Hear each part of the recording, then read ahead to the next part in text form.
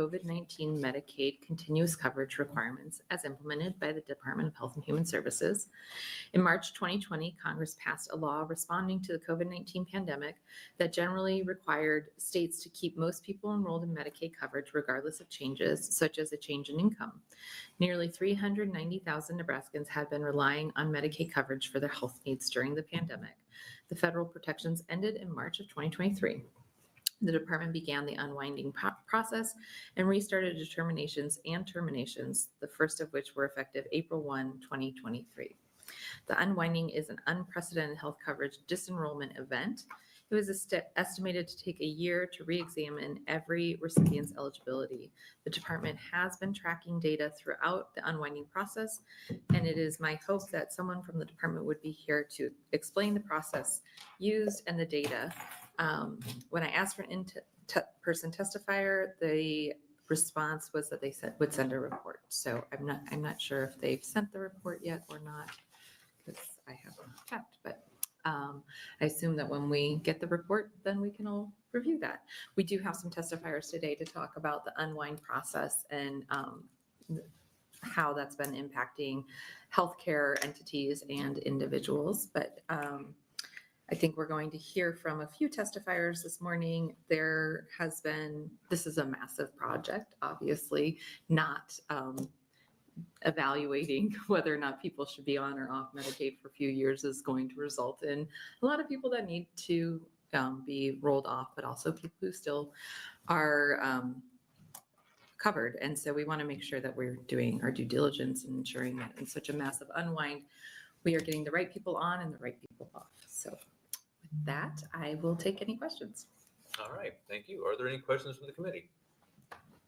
Seeing none, we'll see it close. I'll sit here. I probably don't need to close, but. All right. Okay, so with that, we will bring up our first invited testifier. And where's my, okay. And I have first on my list is Craig with Open Sky. Craig Beck, thank you.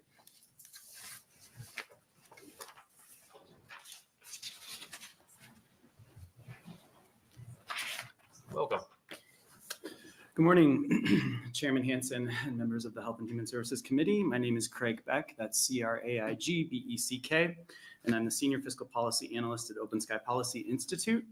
First, we'd like to thank Senator Cavanaugh for bringing this resolution before the committee and for the invitation to testify. Our testimony today will focus on an important area for improvement in Nebraska's Medicaid and CHIP renewal processes post-unwind, and that is strengthening Nebraska's ex parte or automated renewal system. Put simply, ex parte renewal processes help ensure that eligible individuals do not lose their Medicaid coverage because of government red tape. When conducting a renewal, all states are required by federal law to attempt an ex parte renewal by checking data available to the state to verify the enrollee's eligibility before requesting that the enrollee complete a renewal form.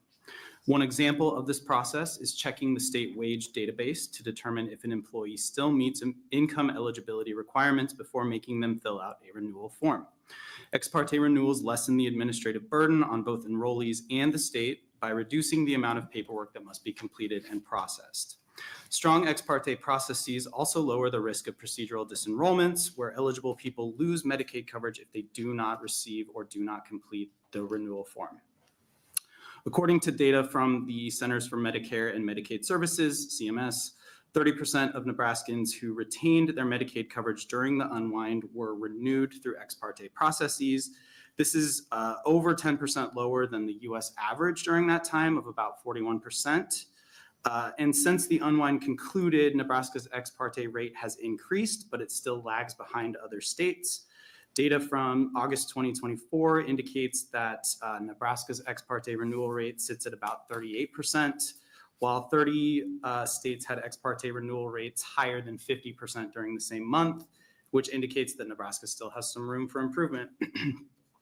One opportunity to increase Nebraska's ex parte rates is by making technical improvements to systems used with the assistance of federal agencies. An example of this, in September of 2023, CMS found that 30 states, including Nebraska, experienced a software issue that inappropriately disenrolled eligible children and other enrollees from Medicaid, which is against federal law. In Nebraska, this issue primarily affected children and members of households with differing Medicaid eligibility statuses. All states experiencing this issue at the time were ordered to pause procedural disenrollments until the issue was resolved. Nebraska received virtual support from the U.S. Digital Service, or USDS, in order to address the issue and ensure that those who were improperly disenrolled regained Medicaid coverage. The direct assistance brought Nebraska's ex parte renewal process into compliance with federal law and helped increase the rate from 29% in September 2023 to 39% in July of 2024. In order to identify and implement improvements to the efficiency and effectiveness of the ex parte renewal process, Nebraska could consider continuing to work with the USDS, CMS, and other federal agencies.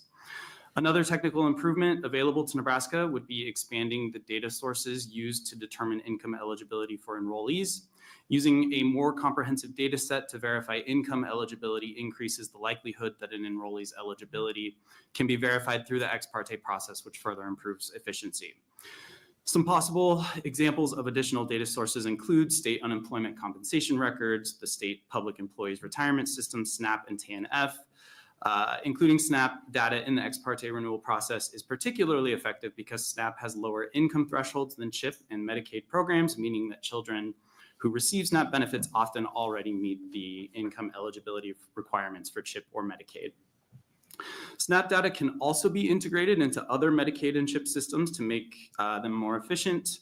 For instance, adopting express lane eligibility would automatically enroll children who are receiving SNAP benefits in Medicaid or CHIP. While it does not necessarily affect the ex parte renewal process, express lane eligibility is still a useful way to ensure that eligible children can access healthcare coverage while reducing long-term costs and administrative burdens in the Medicaid and CHIP enrollment processes. Although states have faced administrative barriers to implementing express lane eligibility in the past, they were largely able to overcome those issues by improving integrated eligibility systems, streamlining interagency data sharing, and strengthening working relationships with express lane eligibility partners. Just to note really quickly, express lane eligibility was proposed to the legislature in both 2022 and 2023. However, we believe now is a useful time to consider adopting it for a couple of reasons, which I will move on since I'm running out of time. The conclusion of Medicaid unwind has made it clear that Nebraska still lags behind much of the country in the efficiency of our state's ex parte renewal process. Open Sky supports prioritizing technical improvements to the ex parte renewal system and implementing other policies such as express lane eligibility to help ensure that eligible Nebraskans are able to more easily access and retain healthcare coverage with less red tape and administrative burdens. We appreciate the committee's dedication to this important issue, and I'm happy to answer any questions. Thank you. You're 1 second off. That was good, actually. All right, let's see if there's any questions from the committee. Are there any questions? Senator Reapy. Thank you, Chairman. Thank you for being here. My understanding, and I need some clarity on this because I really haven't drilled down on it hard, was that this particular program, correct me where I'm wrong, was specifically during the COVID quote unquote crisis, with the stipulation that following the crisis that it would be defunded, taken away. And I know that that's not well regarded or well received. Now, can you, I mean, it seems to me it's 40,000 in, 40,000 out. Tell me where I'm wrong, please. So to better understand your question, are you asking about the specific people who were on during the COVID health emergency, but then disenrolled? Is that your question?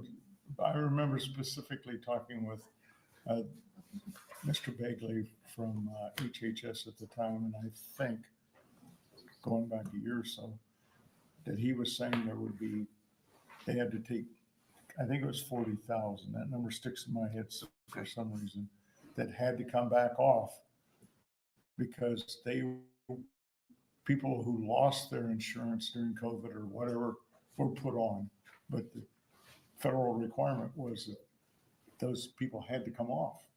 Sure. Has that changed? And they were in the process of taking them off at the time. Sure. Just to be very clear with you, I am not our organization's Medicaid expert, and so I'm pinch hitting today because we're short on staff. So I'm just going to defer that question to someone else, and we can also look into that and get you an answer, Senator, because I'm just honestly not sure. The second question, if I may, Chairman, is you talked about, correct me again, Nebraska lacks efficiency. Do you have some insight in terms of that we're one of the poorer in our efficiency? I'm just trying to figure out we're always looking for needless duplication or operational inefficiencies. Can you help us? Sure. So again, the focus of our testimony was on that ex parte renewal process, both during the unwind and then outside of it. We simply looked at the number of renewals that were completed during the unwind through the ex parte process, which is generally agreed upon to reduce administrative burden and increase efficiency. Nebraska did lag other states during the unwind in that ex parte renewal process, which, I think there's a logical conclusion that can be drawn there that it maybe wasn't as an efficient process as possible. Because again, we lagged other states during the unwind process by about 10 points in those ex parte renewals. And then we still lag other states in those ex parte renewals now that we're on the other side of Medicaid unwind. We still lag other states by roughly 12 points, I think. And so there are potential efficiencies we think that could be implemented in the department, which would include, technical improvements to the system, and then also better integrating other data sharing tools available to the Department of Health and Human Services to complete those ex parte. Did any of it have to do with the level of our technology? I do not know the answer to that question, Senator. Okay, thank you. Thank you for being here. Thank you, John. All right, seeing no other questions, thank you very much. All right, next up, we got Sarah Marish with Nebraska Appleseed.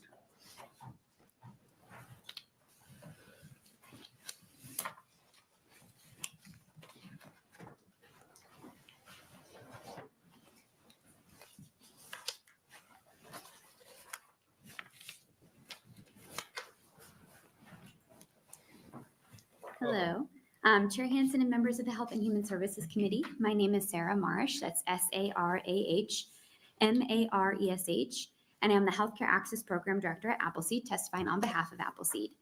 We are a nonprofit legal advocacy organization, and one of our core priorities is ensuring that all Nebraskans have access to quality, affordable health care. A key component of this work is ensuring that Medicaid works well for the over 320,000 Nebraskans that rely on this program for their care. Medicaid not only supports the health and well-being of Nebraskans, but it also supports our state's workforce, health systems, and economy. I'm testifying on LR 415 today to discuss the impacts of the unwinding and how Nebraska can use lessons learned to improve Medicaid. And Senator Reapy, if I may address your question that was asked earlier, I'm happy to follow up to you afterwards. So in March 2020, Congress did pass a law requiring folks, like you mentioned, to stay enrolled in Medicaid even if they were ineligible.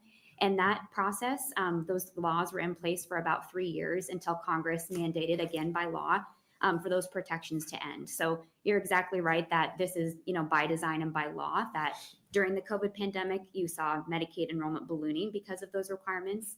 And because those requirements ended, then there's kind of a return back to normal operations. And so what we saw happen in Nebraska happened across the country, where folks were getting redetermined and folks were losing coverage as part of the law. So I'm happy to talk about more about that after I'm finished here, but I hope that helps provide a little bit of context. And so due to these federal protections, for 3 years, people were keeping their Medicaid coverage and not having to go through renewals in order to maintain their coverage. And the unwinding process started in March 2023 and continued throughout this summer, so summer of 2024. To date, over 140,000 Nebraskans have lost their Medicaid coverage during this process. And very few, it's my understanding, if any, renewals from the unwinding remain, meaning that the Department of Health and Human Services has returned to their normal operations for conducting renewals, which generally means they conduct renewals at least once every year. And if people are found to be ineligible or report a change in circumstances and are ineligible, they now lose coverage just like they did before the pandemic. And even with all of these historic changes and these return to normal operations, what we saw is opportunities for improvement. And the unwind was just such a large scale example. It made clear that there are still administrative burdens in Medicaid that often cause eligible people to lose coverage. Many folks who lost coverage did not lose coverage because they were actually determined to be ineligible for Medicaid. In Nebraska, there was over 62,000 folks who lost coverage due to procedural reasons, meaning that they lost coverage for administrative reasons like not completing paperwork correctly. National data also indicated that racial and ethnic minorities were about twice as likely to lose coverage for these procedural reasons. In Nebraska, there is also further evidence that administrative burdens likely caused eligible people to lose coverage.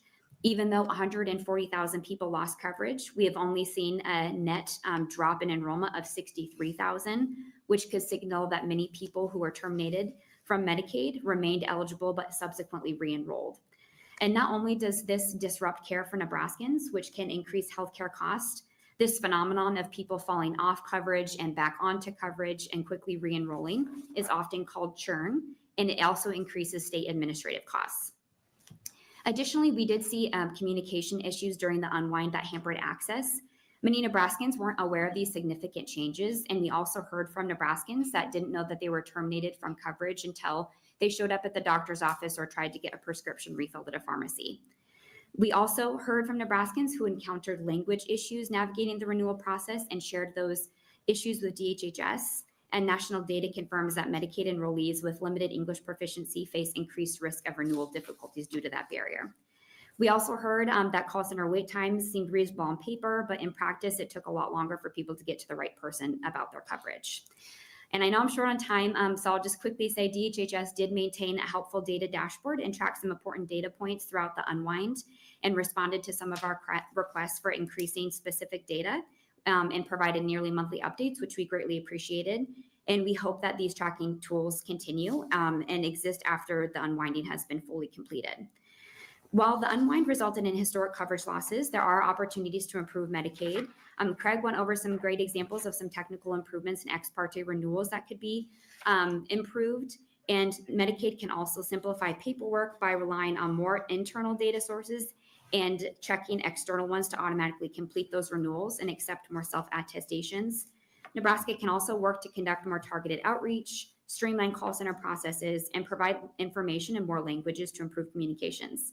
And I know I'm out of time. Finally, just sharing robust data about Medicaid enrollment is critical, and these steps can help meaningfully improve Medicaid and reduce administrative costs. And with that, thank you so much for your time, and I appreciate it, and I'll take any questions. Thank you. Are there any questions from the committee? Senator Reapy. Thank you, Chairman. First of all, welcome. You did a nice job of presenting this. It's very helpful. Has some data points in here that's helpful. Yeah. There's a notation on about the third paragraph, I guess it's, and you mentioned it, 140,000 Nebraskans have lost their Medicaid coverage. Mm-hmm. Were some of those eligible for the Affordable Care Act? I Yeah. would assume if their income was such, they would be. Yeah, so the whole goal of the unwind was there were some provisions in place and some working, and I know someone behind me can maybe talk a little bit more about that transition process, but the whole goal is if people were found ineligible on the merits, so they got the right information and DHHS looked and said, hey, you're ineligible for Medicaid, their information was supposed to be sent to Marketplace or had some sort of holistic like referral process to try to get people to enroll in Marketplace. And you're right, a lot of folks are probably eligible for premium tax credits under Marketplace. So it wouldn't necessarily be quite as cold-hearted as it might appear at face value. Sure.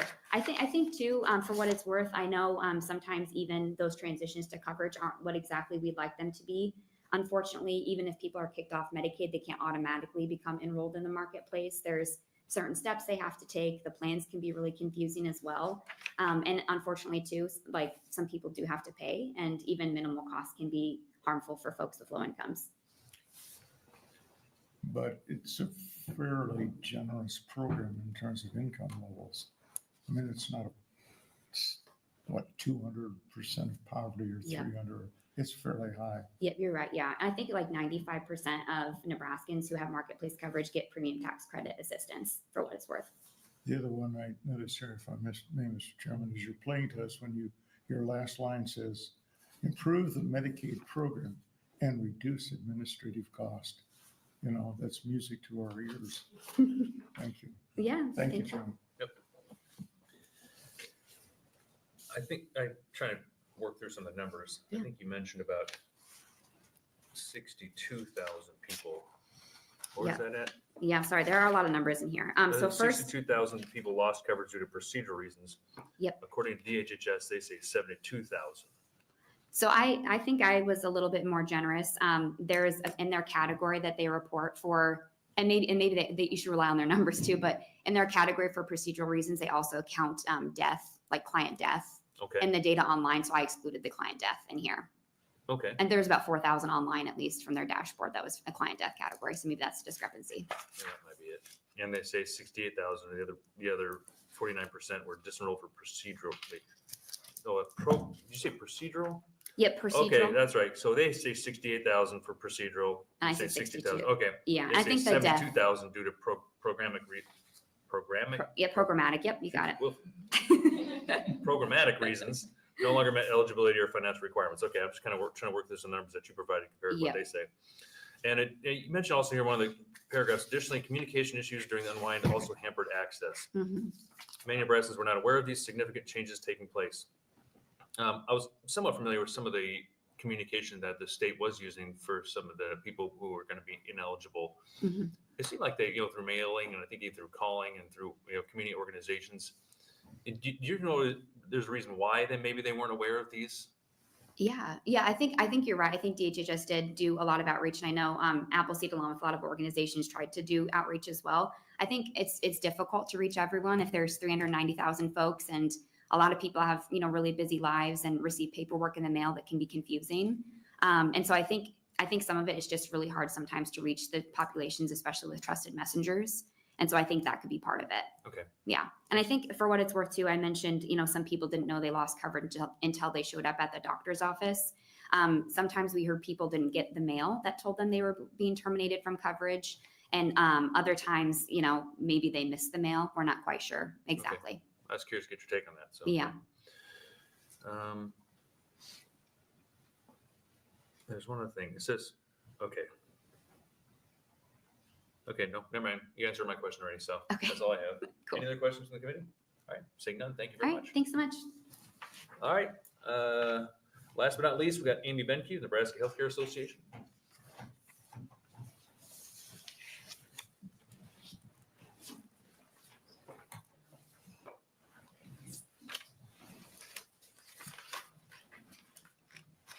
Welcome. Morning, thank you. Good morning, Chairman Hansen and members of the committee. My name is Amy Benke, A-M-Y-B-E-H-N-K-E, and I'm the CEO at Health Center Association of Nebraska. I'm here on behalf of Nebraska's 7 federally qualified health centers and the nearly 122,000 individuals they serve each year. Nebraska's health centers are a cornerstone of the healthcare system in our state, offering comprehensive primary medical, dental, and behavioral health and pharmacy support to all people regardless of insurance status or ability to pay. We also partner with our community to address the social factors that impact health. 90% of our patients have incomes below 200% of the federal poverty level, and in 2023, 40% of our patients receive their health insurance coverage through Medicaid. For over a decade, health centers have employed outreach and enrollment staff who are dedicated to assisting individuals with enrolling in Medicaid and marketplace health insurance coverage. Every year, they help thousands of Nebraskans with enrollment, re-enrollment, and understanding how to use their health insurance coverage. They played a critical role in ensuring eligible Nebraskans retain their coverage during the Medicaid redetermination process, assisting nearly 31,000 individuals with Medicaid enrollment during that time. In the months leading up to the beginning of redetermination, we worked with the MLTC staff to identify opportunities to improve efficiencies in the application process. Our bilingual staff reviewed translated materials, and we shared resources we were preparing for our health centers. MLTC continued to engage in regular meetings with us and other stakeholders throughout the process. The biggest challenges our staff and clients faced involved communication. Call center wait times were incredibly long, and there were instances where a client was told to call back because the person who took the call couldn't answer their questions. Clients did not receive forms in the correct language, making it difficult to navigate the redetermination process. Outreach and enrollment staff were unable to accept verbal consent to assist someone over the phone. This meant that the patients had to travel to the health center to meet with the staff in person so they could physically sign a consent form or have a form mailed to the client, signed and returned before they could provide assistance. Since many of our patients face transportation barriers, and in our rural areas travel a great distance to receive health care at our health centers, this posed a significant challenge. In more than one instance, patients drove 2 or 3 hours to receive assistance with their Medicaid application. We recognize that redetermining the eligibility of nearly 400,000 individuals is an immense undertaking, and we appreciate the willingness of MLTC staff to maintain communication with us throughout the process. In terms of recommendations and lessons learned, we would recommend continuing to work on call center access and response times, ensuring proper staffing levels, and continuing education so all staff are properly trained to answer questions. With respect to verbal consent, we understand that there are some federal restrictions associated with allowing that verbal consent. So we'd recommend exploring options like electronic signatures and whether those would be acceptable, and continuing advocacy at the federal level. Health centers continue to provide individual support with Medicaid enrollment. Our goal is to ensure people are able to move through the enrollment process with limited delay and confusion. And we're committed to being an active partner in improving this process. I'd like to thank Senator Cavanaugh for introducing LR 415 and the committee's engagement, and I'm happy to answer any questions you may have. Thank you. Are there any questions from the committee? Seeing none, thank you very much. Thank you. All right, Senator Cavanaugh, wish to close? And just for the record, we did have one letter From DHHS in a neutral position. Yes, and thank you to DHHS for submitting that information. They put through some of the stats that you were talking with Ms. Marsh.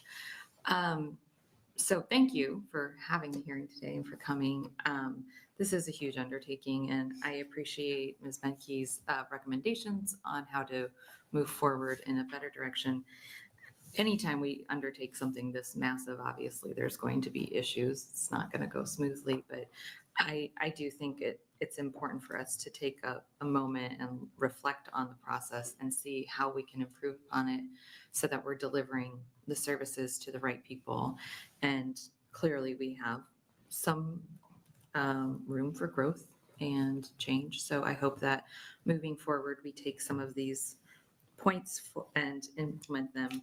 I know call center wait times is one of the biggest issues. And if any of you have ever had to make calls with like the cable company is my nightmare. It's a lot. It's a lot. And if you are working an hourly job and you can only make those calls during certain times and you can't really get that time away to make those calls. So that is a service that I think we really need to focus on improving. And then of course, making sure that we are communicating in the appropriate language that the individual needs. So anything else I'm happy to answer, or probably can't answer, but I'll try. All right, thank you. Are there any questions from the committee? There are none. All right. Thank you very much. All right. Well, that will conclude our hearing for LR 415. And next, we will welcome the Nebraska Children's Commission. I think Sage, Lise? Yes. Yeah, will be coming up to give us a briefing on what's going on at the Nebraska Children's Commission.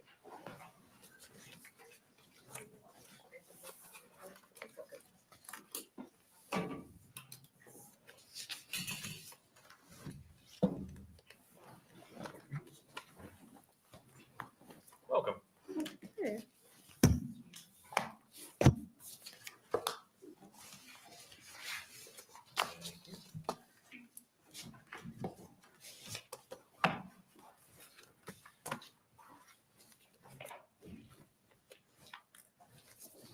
And there won't be any time limit on this, so don't worry about it. But if you go longer than like 30 minutes, then we might have to stop. I'll try to keep it under that. All right. Well, good morning, Senator Hansen, members of the committee. It's an honor to be here with you all today. My name is Sage Leis, that's Sageleis, and I currently serve as the Child Welfare Policy Analyst for the Nebraska Children's Commission. The Children's Commission was created in 2012 as a result of LR 37, an investigation by this committee that identified a number of gaps in the service delivery model for children and families across the state. LR 37 highlighted a number of concerns with the child welfare system in Nebraska, one of the most significant being the lack of clear vision and overarching planning for the provision of services for children, which has created a fragmented, siloed system. The Children's Commission was launched to provide a permanent leadership forum for the collaboration for child welfare and juvenile justice reform among all three branches of government and public and private stakeholders at the community, regional, and state levels. The Children's Commission is currently made up of 22 members who are appointed by the governor for 2-year terms. Under the umbrella of the commission are 5 statutory committees: the Foster Care Reimbursement Rate Committee, the Juvenile Services Committee, the Strengthening Families Act Committee, the Bridge to Independence Advisory Committee, and the Alternative Response Advisory Committee.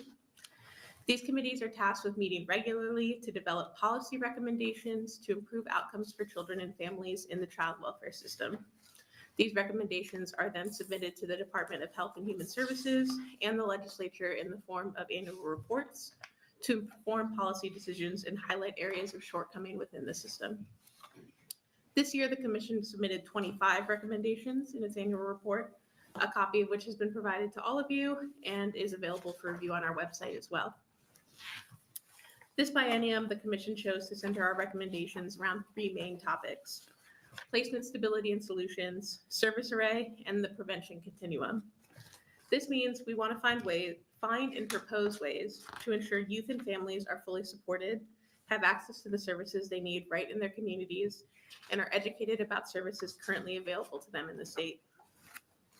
With these priorities in mind, the Children's Commission has focused much of its work this year on ways to expand the foster care infrastructure currently in place. Potentially the most impactful way to expand on the system currently in place would be to increase foster care reimbursement rates. The state provides funding for foster care placements that is intended to go towards providing for the need of the child. That includes expenses such as housing, food, transportation, clothing, educational needs, and any extracurricular activities. Nebraska utilizes a tiered rate system to determine the correct reimbursement rates for each placement. So rates are broken down into 3 separate age groups: 0 to 5, 6 to 11, and 12 to 18. And then within those age groups, there are 5 tiered levels of responsibility: essential being the lowest level, enhanced, intensive, intensive plus, and specialized being the highest level. This is determined depending on the needs of the youth and the level of care given by the foster parent.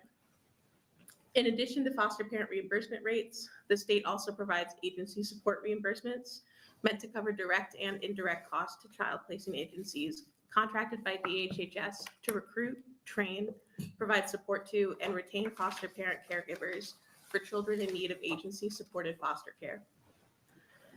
More specifically, these costs include on-call availability to the foster caregivers, visits to the foster home, caseload and staff management issues, licensing, training, and recruitment costs. The Children's Commission would like to recommend that both rates be increased by 5% for each of the next 6 years. A well-functioning foster care system is one that prioritizes keeping youth in their communities and in their homes.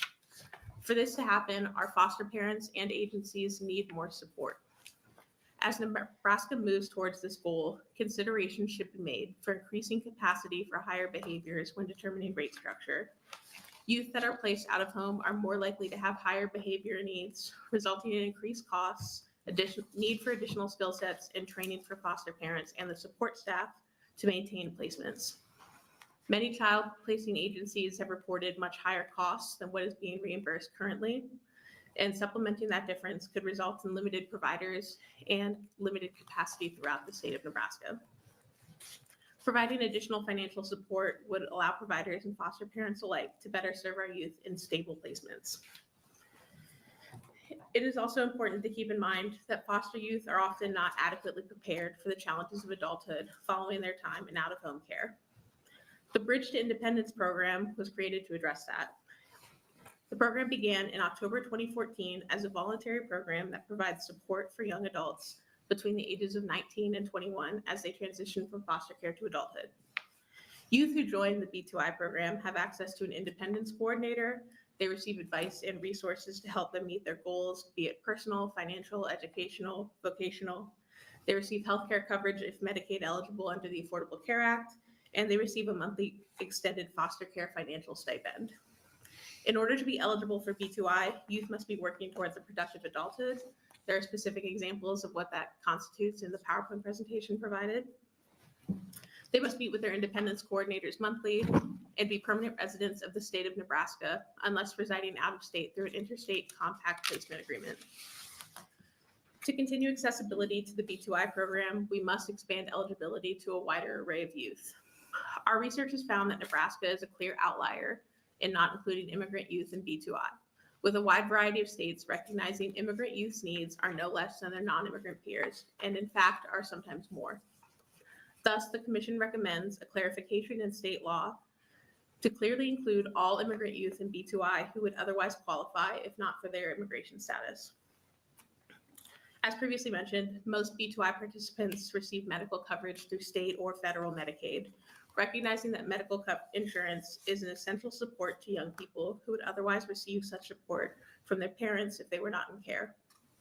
This is especially important for young people aging out of care who are more susceptible to health and economic instability. However, due to current law, if immigrant youth were to be included in B2I, most would not be eligible to receive this medical coverage. This is because while federal law allows states to provide medical coverage to immigrant youth up to 21, Nebraska has only elected to cover them until age 19. As such, in 2020, the Nebraska Supreme Court held that most immigrant youth in B2I are not eligible for its medical coverage service unless and until Nebraska changes its coverage age to 21. Therefore, the Commission recommends that all youth in the B2I program should receive coverage regardless of immigration status, so long as otherwise eligible. The Commission believes medical coverage to be an essential support for any young person, especially young people preparing to transition from foster care into a healthier, more independent adulthood. There is more data as to the exact number of youth that would be impacted by this legislation at the back of the PowerPoint presentation provided as well. The Children's Commission remains committed to our cause of serving the youth and families of Nebraska in any way we can. However, we've been facing a significant roadblock that challenges our ability to do this. As stated previously, the Commission is made up of a membership that is appointed by the governor for 2-year terms. The Commission currently has several vacancies, some extending as far back as 2022. Our members have been flexible and have continued to serve on extended terms. However, members are wary to lead work groups, join our executive committee, or even be just general vocal leaders when they aren't sure if they will be reappointed for another term. Myself, our administrative assistant, our executive committee have all reached out to the governor's office multiple times, offering our help and support in any way we can to make sure appointments are made. We haven't been met with much response. The Commission would like to call on the senators of this committee to help advocate for us to receive our appointments and to help ensure appointments are made in a timely manner moving forward so that we can continue to serve the youth and families who need our support. Thank you so much for your time this morning. Please let the Children's Commission serve as a resource for you all, and do not hesitate to reach out to me if there's anything that I can do to help you. With that, are there any questions for me? All right, thank you. Are there any questions from the committee? Senator Reapy. Thank you, Chairman. Do you receive any funding from United Way or any of the other agencies that are broad-based in the communities and then maybe allocate some funds to various agencies? Do you receive any of that? We do. We are funded. Our funding comes through, we're a program under the Foster Care Review Office, and we are funded entirely through the state. We don't receive additional funding from outside groups. Are you precluded from getting any money from other organizations like that? That's a great question. I'm not sure on the rules of that. I know we do not currently. Okay, thank you. Thank you, Chairman. How are we comparable to other states when it comes to reimbursement rates for foster care reimbursement rates? Yeah, I don't have that exact data in front of me right now. Our foster care reimbursement rate committee does submit an annual report every 4 years that goes into more detail about how we calculated the suggested rate reimbursement increase and provides some more data as to what states do what. As far as states in the surrounding areas, we've done a lot of research into that. The foster care reimbursement rate committee, the biggest concern they have right now is the NCR, which is a tool that's used to determine the level of care that a youth receives.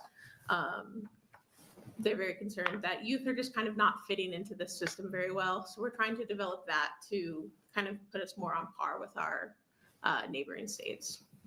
You say not fitting in, what do you mean? So we currently have, as I mentioned, there's 5 tiers in this reimbursement rate. But if you don't fit within those 5 tiers, you can still receive care and still receive payment through letters of agreement with the department and individual caregivers to provide additional funding for that. But there are a significant amount of youth who are on these LOAs as opposed to fitting into the rate structure that we currently have.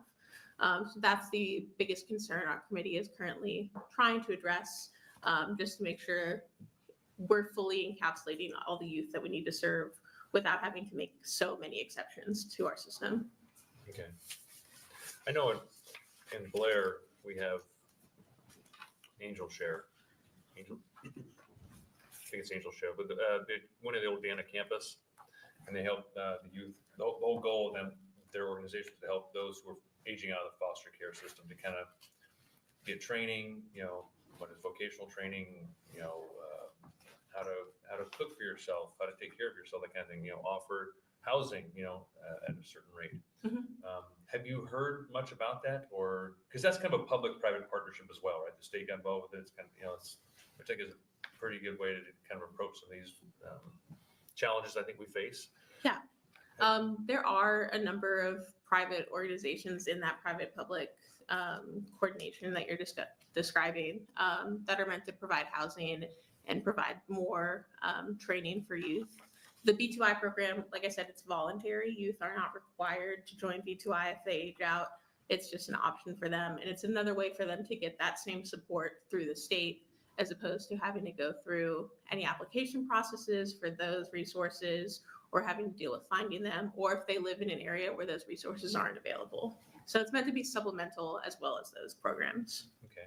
So overall, have they worked well, do you think? Like, because I'd say a review is kind of alluding to that a little bit too. Like right now, like how do we get like the communities maybe involved or that public-private kind of relationship? And you're talking about those who age out of the foster care system. We kind of have that like I would say in place, but it seems like there's some kind of public-private partnerships. Mhm. Like in your opinion, have those worked well? Like should we encourage more of that? I definitely think we should encourage more of that. The biggest issue we're seeing when it comes to resources available to foster youth, particularly as they age out, is lack of resources in their communities, particularly in the western side of the state and more rural areas in the state. There's just not as many opportunities for these youth. There's not as many programs that are available to them in their communities. And that's a major concern for the commission. We really have been trying to find ways to ensure providers are able to provide those supports to youth, not just in Omaha and Lincoln, but throughout the state. And it's an ongoing effort that we're trying to do as well. Yeah, I've seen some statistics about those who age out of the foster care system when it comes to homelessness, pregnancy rates, incarceration rates, and they're staggering. Mhm. Like, it is just crazy when we look at the amount of numbers. And so it seems like if anything, that maybe we need to do as a state to concentrate on is what we do now when these children age out. How can we be kind of a bridge to make sure they can become good functional members of society, to take care of themselves and the community, get some involvement there. Mhm. I feel like we're kind of moving that direction, but I don't know if we're concentrating on that enough. I know we always concentrate on provider rates because everybody concentrates on provider rates. Like we just pay people more, it'll be better. But it doesn't seem like it's working. Yeah. Like we have paid them more over the course of time, maybe not as much as they need to, but it seems like we're failing them on the back end when they get out. And because like, especially when I saw the homelessness rate is, like I said, staggering. I was surprised by a lot of that. Yeah, I agree with you. We're not really providing those supports on the back end. But additionally, there's a lot of data to show that youth who've been placed in multiple placements while they are in out-of-home care, that contributes really heavily to their success in the B2I program. If they've had 10 or more placements, those youth are like 9.7 times as likely to not have reliable support systems. Not having reliable support systems makes them 6.1 times as likely to have unstable housing as adults. So it's definitely a twofold issue, kind of trying to figure it out on the back end and preventative early on in their time in care. And I think some of the state is working on too is points of contact. I think that the youth might have with the social worker or somebody from the state.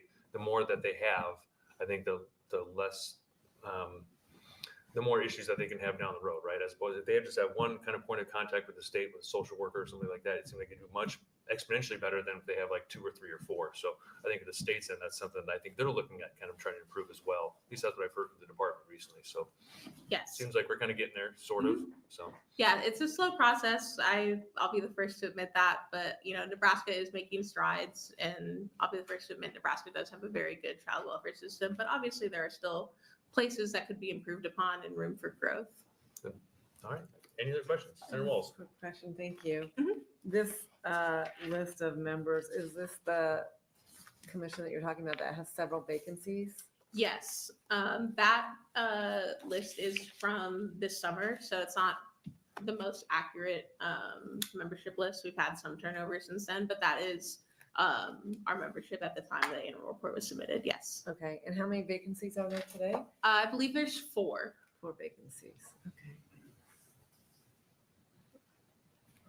All right, thanks. Of course. Senator Cavanaugh. Thank you. Thanks for being here. I'm looking at the Juvenile Services Committee's portion of the report, and I'm wondering if I saw earlier in this report that there's more detail online, but there doesn't seem to be much about the YRTC. Yes, our YRTC group has been focused mostly on data collection this year. So the chairs of our YRTC group have been going around touring all the YRTC facilities and kind of adopting more of an oversight role. We are currently undergoing a little bit of a reorganizing with our Juvenile Services Committee. And my hope is that we can get the YRTC group to be more vocal and more involved in the coming year. So data collection, because it just says that they've assessed the 5-year plan and they support it, but nothing else. And I guess, so does this committee work at all with our Inspector General of Child Welfare? Yes, the Inspector General is a member of the commission, and the person who chairs our data committee is a data person for the foster care review office. So there is a lot of collaboration in that sense. Sorry, I lost my train of thought. That's okay. I just, I guess the lack of information regarding the YRTCs is concerning to me, just in a general sense, but also considering that our Inspector General of Child Welfare has had extremely limited access over the last 15 months to our YRTCs. So the oversight piece of that is also concerning to me. So I guess I would say to that committee, in the future, I would like to see more information, and it feels a little light. So thank you. Of course. All right. Seeing no other questions. Thank you for the briefing. Appreciate it. Thank you so much. Thank you for coming here. All right. And last we have Monica Gross with the Foster Care Review Board to also give us, to be included in the briefing that we're doing here with the foster care. Sorry.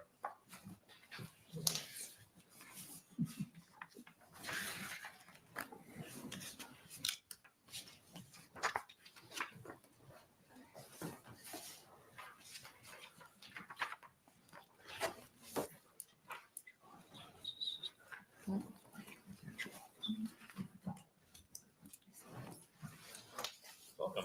Thanks for coming. Thank you. Thank you for inviting me. Senator Hansen and members of the Health and Human Services Committee. My name is Monica Gross, spelled M-O-N-I-K-A, last name G-R-O-S-S, and I'm the Executive Director of the Foster Care Review Office. The Foster Care Review Office is the independent state agency created by the legislature in 1982, responsible for overseeing the safety, permanency, and well-being of children in out-of-home care in Nebraska.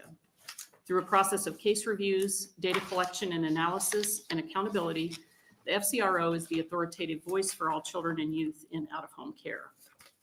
Our oversight takes place on the individual case level and the systemic level. Individual case files are reviewed with the needs of each specific child in mind. If the system is not meeting the child's needs, the FCRO advocates for the best interests of the individual child.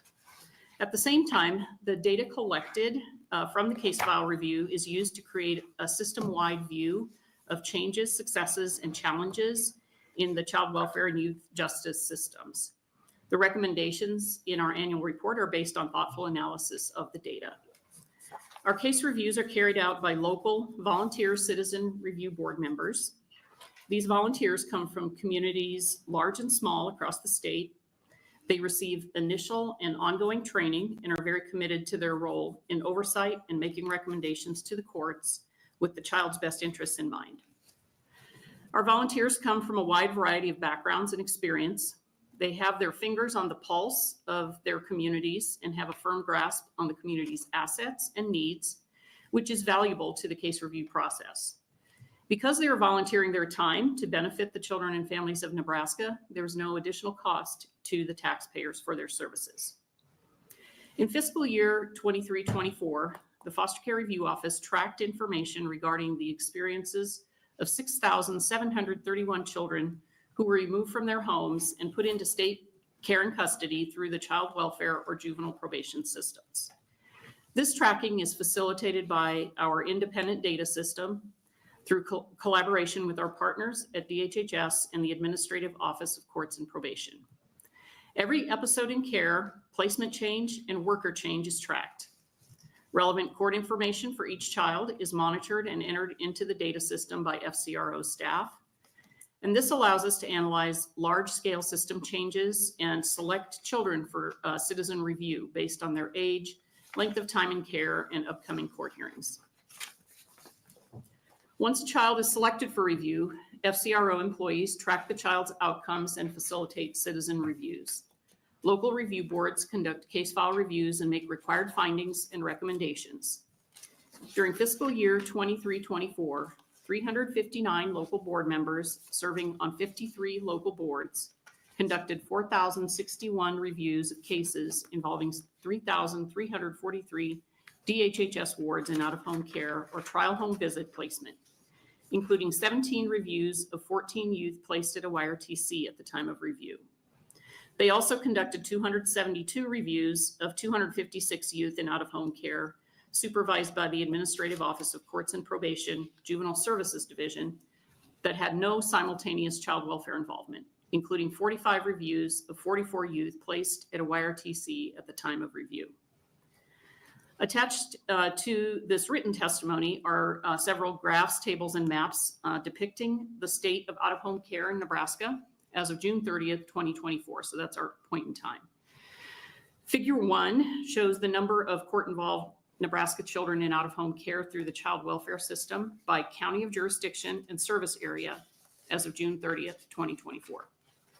Over 43% were from the Eastern Service Area, or 1,496 children, and 56.6%, or 1,950, were from the other areas of the state. Figure 2 shows that 36.9% of the children were age 5 and under, and 34.6% of the children were ages 6 to 12. Figure 3 shows the race and ethnicity of the children compared to the U.S. Census Bureau data. White children are underrepresented among children in out-of-home care, while Hispanic, Black, or African American, American Indian, Alaska Native, and multiracial children are all overrepresented among children in out-of-home care. I'm going to go through a lot of numbers now for you, so please bear with me. The child welfare population in Nebraska decreased 4.6% from June of 23 to June of 24. The Eastern Service Area experienced the largest decrease in the number of state wards at 9.7%. The Central and Western Service Areas also experienced decreases, while the Northern and Southeast Service Areas experienced increases. Figure 4 depicts the average daily population for each month from June of 2023 through June of 2024 by service area. And figure 5 shows the year-over-year percent change in average daily population by service area. Changes in the population of children in out-of-home care and trial home visits can be influenced by a number of factors, including changes in the number of children entering the system, changes in the number of children exiting the system, and changes in the amount of time children spend in the system. The trend for entries increased and the trend for exits decreased during fiscal year 23-24. As a result of our reviews, we know the following regarding the experiences of children and families involved in the child welfare system. The most common adjudicated reasons for removal are neglect at 64.1%, parental drug use, all types combined but not including meth or alcohol, at 47.7%, substandard housing 19.3%, parental meth use at 18.6%, and domestic violence at 18%. Now, there could be multiple reasons for each child for removal, so those numbers aren't going to add up to 100%. Children continue to be placed in family-like settings at very high rates, 97.7%, which is a positive indicator that children are placed in the least restrictive setting. And Nebraska does very well at this and has for a good while. Over half, or 56%, of all children placed in a family-like setting are placed with relatives or kin. And this is also a continuing trend. DHHS's new relative and kinship foster home approval process has been approved by the Administration for Children and Families, allowing the state of Nebraska to seek federal Title IV-E reimbursement for eligible children placed in approved homes without the requirement of licensure. Placement changes continue to be a concern since 11% of children ages 0 to 5 had 4 or more placements. 29.5% of children ages 6 to 12 had 4 or more placements, and 52.8% of children ages 13 to 18 had 4 or more placements. Based on our reviews, 17.2% of the placement changes were done at the request of the foster care provider, and 13.7% of the placement changes were to be with a parent, either non-custodial or returning to the parent that they were removed from. Caseworker changes remain all too frequent for children in foster care. Having more than 4 caseworkers is considered unacceptable and likely causes significant permanency delays. And I think you alluded, Senator Hansen, during Ms. Lisa's testimony about the effects of that as they reach adulthood. For children in out-of-home care on June 30th of 24, between 10.4% in the Western service area and 38.3% in the Eastern service area of the children have had 5 or more caseworkers in their most recent episode in care. In the Eastern service area, 8.2% of the children had 10 or more caseworkers, which is a decrease from 8.3% last year. So that has really leveled out. We've seen a decrease in the number of children over the last couple of years that have had 10 or more caseworkers, but it seems to have leveled out. For nearly half of the children in out-of-home care reviewed, permanency is still elusive. For 18.4% of children, there was no progress toward the primary permanency goal, and for an additional 30.2%, progress was minimal. So that is about half of the children in out-of-home care are not making meaningful progress toward permanency. Half of children reviewed had a mental health diagnosis at the time of review, nearly the same as last year. Additionally, many children reviewed had 1 or more chronic cognitive or physical health impairments. While 91 children whose cases were reviewed in fiscal year 23-24 were eligible for developmental disability services, only 48.4% of eligible children were receiving those specialized services funded through the Division of Developmental Disabilities at the time of review. It doesn't mean they weren't receiving services, but those services were being paid for through child welfare funds. 96.3% of the children involved with DHHS were determined to be in a safe placement at the time of review. There were 23 children who were missing from care at the time of their review. 16 were female and 7 were male. And of these children, 11 were missing for 2 or more months. And finally, in fiscal year 23-24, 158 youth left the child welfare system on the day they turned 19, having never reached permanency. We made a number of recommendations in our annual report, but I wanted to highlight just a few of the following key recommendations. We've made some recommendations to the legislature. including considering legislation that would require that all children and youth attend all court hearings after the adjudication hearing, unless the court waives their presence, to ensure that children's voices are integrated into all legal proceedings and they feel heard by the court making decisions about their future. This is something for the youth who have, young adults who have aged out of foster care, bring up time and time again, is that they want to be involved in the court process. They want to be able to speak with the judge and hear what is happening with their case. Consider legislation that would expand access to the Bridge to Independence program to a broader group of young adults, including those who lack immigration status at the time they age out of state care. In addition, consider extending eligibility for Bridge to Independence participants to age 23 or beyond to increase the opportunities for young adults to develop skills necessary for adult living. Any of you who have had children who became young adults or who were young adults yourselves know that it still takes a lot of support.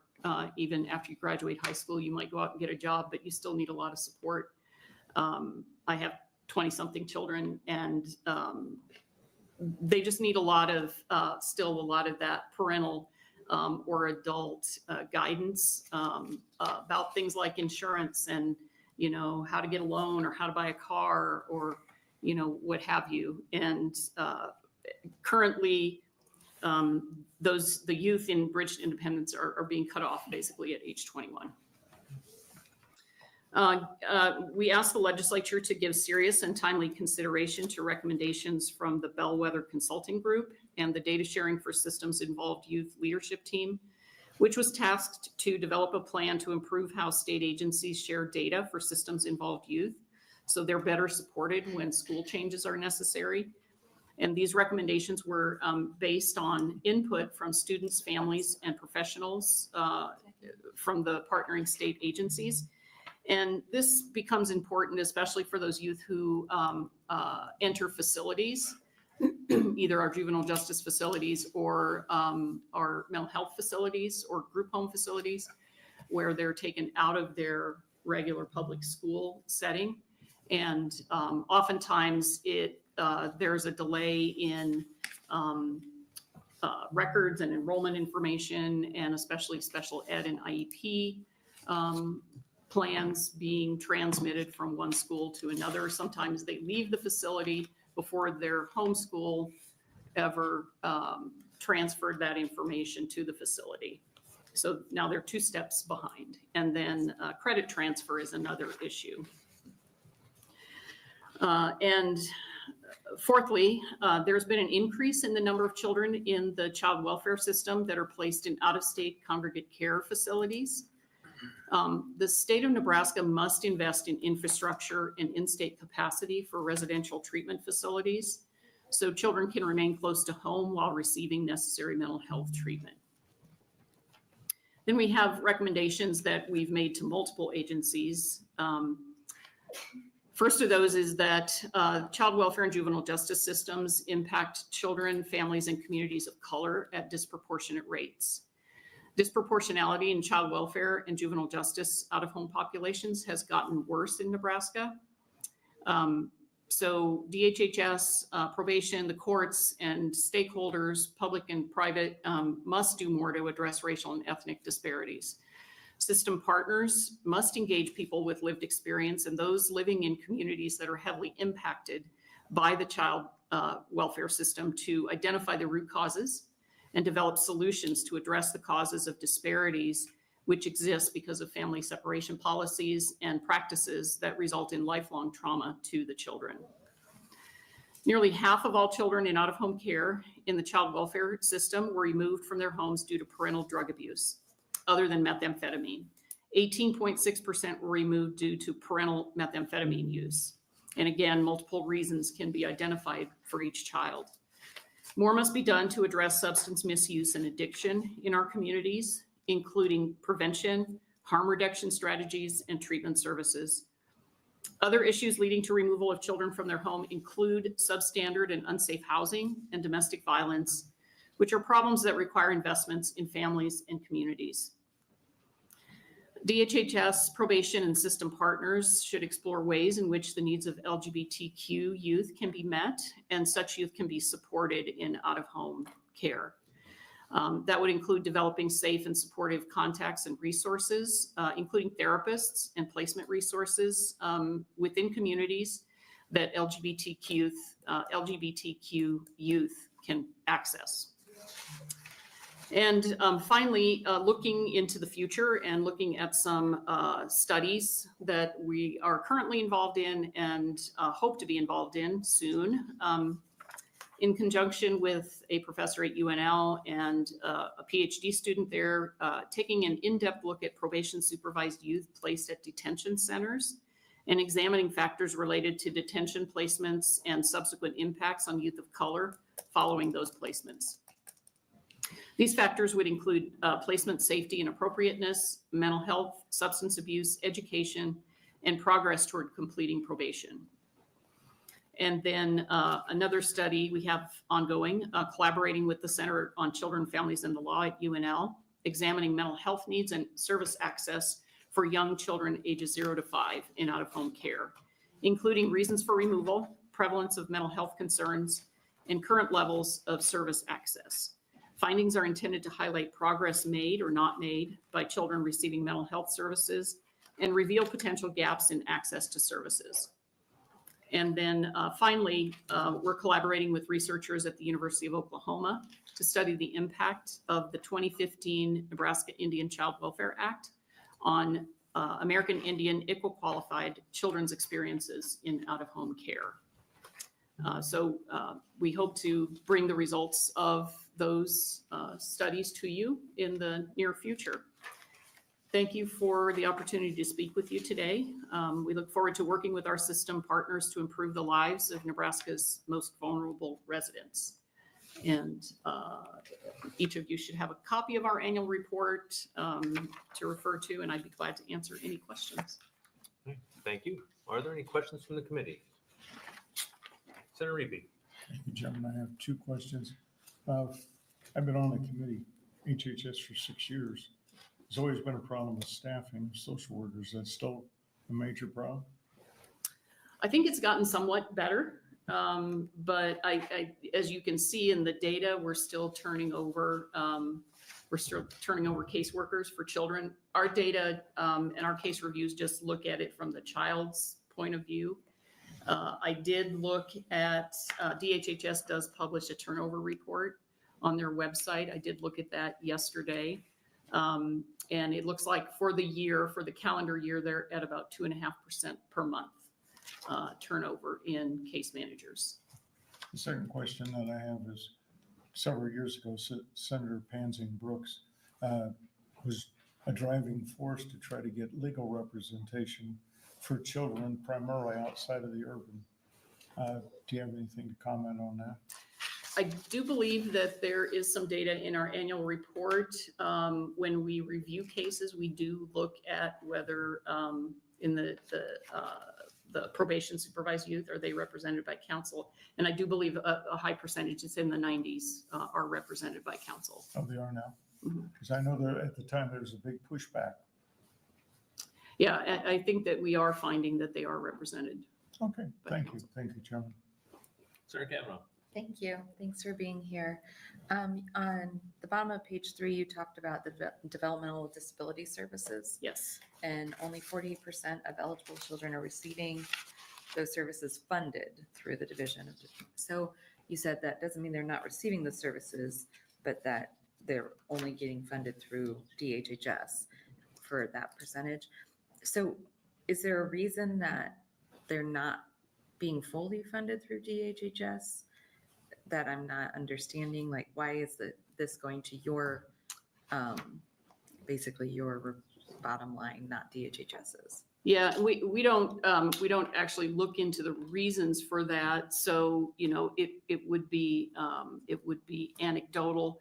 A lot of those youth are those high needs youth that Ms. Lease was referring to that don't, their needs are great and they don't fit into that 5-tier system. They actually come in above, their needs are above that, and often require 24-hour care. And so I don't know the reasons why they're not being prioritized. Oftentimes in the past, I know that that's been because they are in foster care, so their needs are met through the foster care system. So I don't know about other, I don't know that we have a breakdown in what other services are not being provided and that should be provided through developmental disabilities, but I think it has to do with their priorities. So the 48% that is funded through DHHS's DD program, would they maybe have already been enrolled in the program prior to becoming engaged in foster care? It's possible. Okay. It's possible. I can look into that and see if we can get more information for you on that. Thank you. Senator Ballard. Thank you, Chairman. Thank you for being here.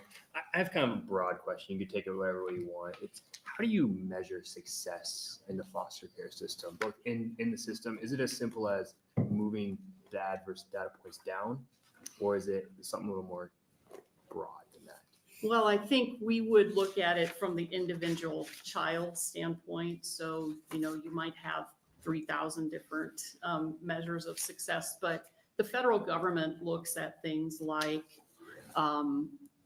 timeliness of permanency.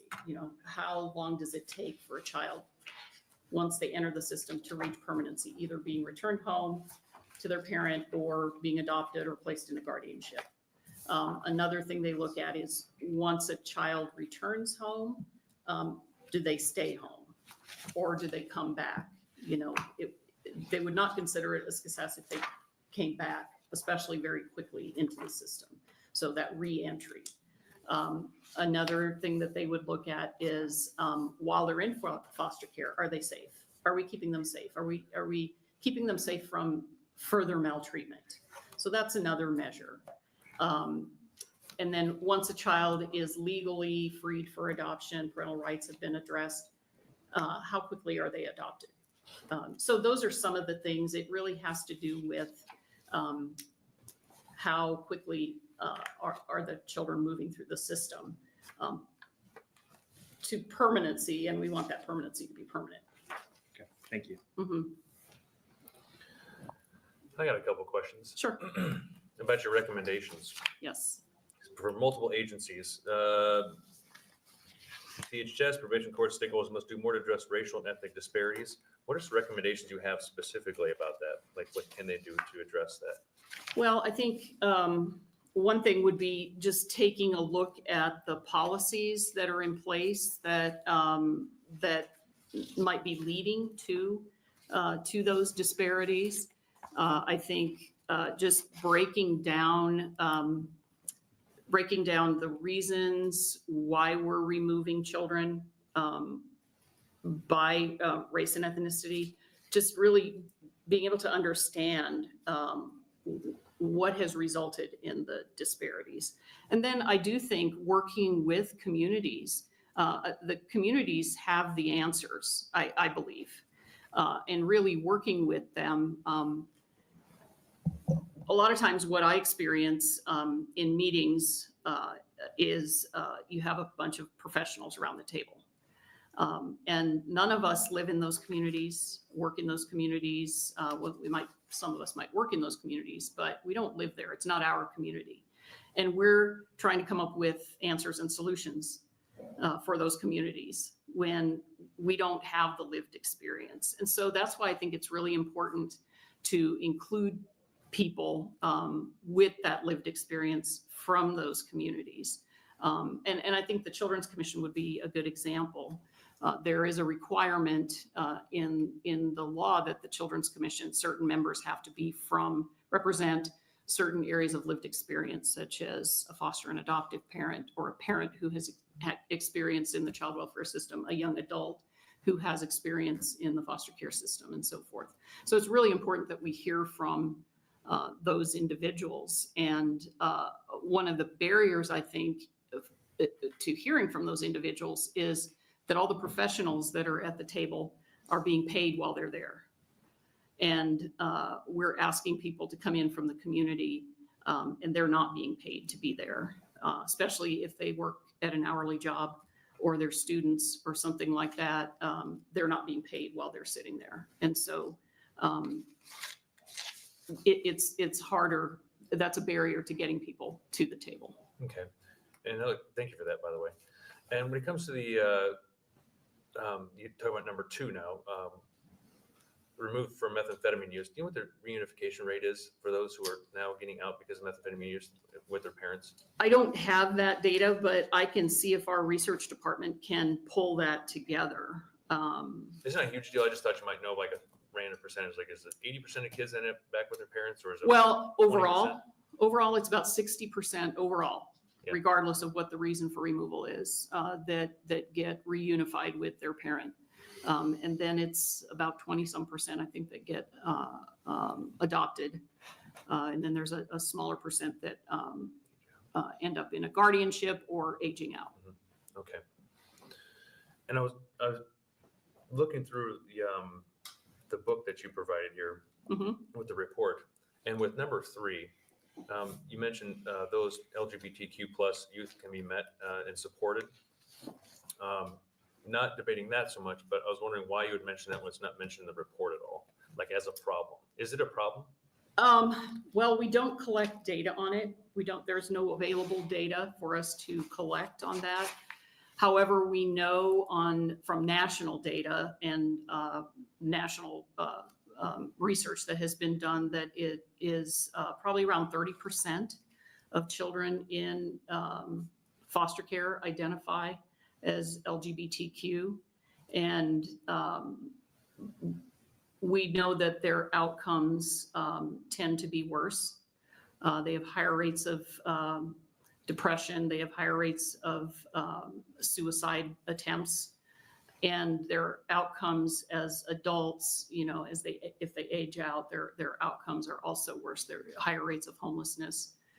It's an extremely vulnerable population, and many of whom experienced abuse at home because of their sexual orientation or gender identity or expression. So it's a very vulnerable population, and that's one reason that we have made that recommendation. In addition, the Federal Administration for Children and Families finalized a rule in April of this year requiring state Title IV-E agencies to ensure that there are safe and appropriate placements for LGBTQI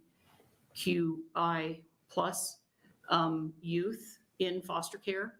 And what that means, safe and appropriate, is to prevent mistreatment, harassment, or any other type of discrimination against those children because of their because of any aspect of their identity. Okay, thank you. It's kind of wondering why that was a recommendation, so that explanation helps. Yes. And one more thing, you kind of mentioned, I think it's on page 42, the amount of psychotropic medications that are commonly prescribed for those with a mental health diagnosis. It says almost 60% between the age of 13 and 18 were prescribed at least one psychotropic medication. How is that on par? Now that's Nebraska statistics, I'm assuming, right? That would be the children in out-of-home care in Nebraska, right? How does that compare to other states? Is that high? I'm unfamiliar. Well, I don't know the answer to that, again, because we don't collect data on other states, but I can look into that for you. And that one I would be curious about, because that's something I think we hear not just from providers, but other people in foster care, but also in YRTCs about yes. the amount of psychotropic medications used for youth as almost, I'm not gonna say a crutch, but it's easier sometimes just to put them on that to help deal with situations as opposed to maybe the more, talking through issues, that kind of therapy. And so I was kind of wondering, is that, I just don't know if that's high or not. Yeah, I don't know either. I'm not a doctor, so so I can't comment on the need for it or the use of it. I know I have been struck with what I thought was a high rate of, for example, diagnosis of state wards with ADHD at about 40%. That seems high to me. That seems high. Yeah, and so, there could be psychotropics prescribed for that, Yeah. for example. I was surprised by almost 8% from birth to 5 years old are on some kind of psychotropic medication. That surprised me too. Kind of surprising. That seems isn't high it? to me. Yes, yeah, it seems concerning as a parent, yeah. I just want to make sure we're not moving, like, this is just a personal opinion of mine, make sure we're not moving down that road as a healthcare system, especially those who may not have some representation or that they're in foster care and they're in youth YRTCs, that we're just kind of over relying on medication to deal with some of the situations. Because it might be easier, or because we don't have the facilities, the staffing for it, because if that's the case, I think as some as a state, we need to address more heavily. And I would say there's probably close to 100% rate of trauma among those youth. So there probably are some situations Sure. where it's warranted, at least situationally. Yep, definitely. I have also been struck by the difference between rates of psychotropic medication in girls versus boys. It's higher among the females. Really, okay. So I think that's something else, if this committee is interested in looking at, would be interesting. I know at one point we were discussing that with YRTCs, and I think they didn't have really concern, but they just noticed some of the trends that were Mhm. occurring, and so we brought that up before too. So. All right, any other questions from the committee? Seeing none, thank you for coming. Thank you. All right, and that'll conclude our briefing for today.